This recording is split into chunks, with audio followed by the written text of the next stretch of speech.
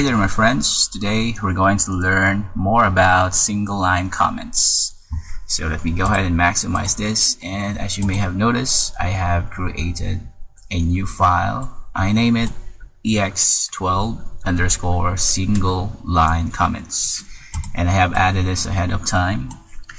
So C++ introduced a / comment, and as a way to comment single lines, some C compilers also support this comment style.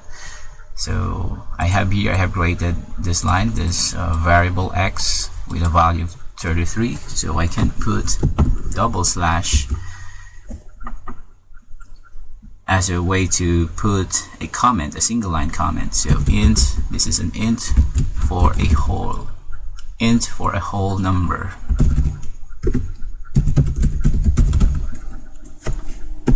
And let me delete these extra lines, or I can just put another comment above the printf.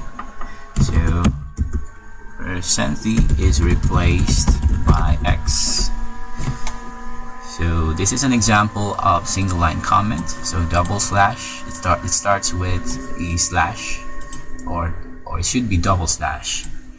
So just a quick note that adding comments to your code is good programming practice. It facilitates a clear understanding of the code for you and for others who read it.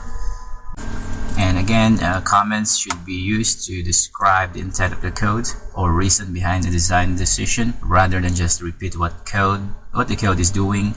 And best comments need less changes when code change, and reduce questions from others about the code. So that's it, and before we wrap up, let's test your knowledge. I have a little exercise for you. So let me switch to this tab. So in this tab, I want you to fill in the blank to create a single line comment. If you know the answer, put it in the comment section below. Thank you.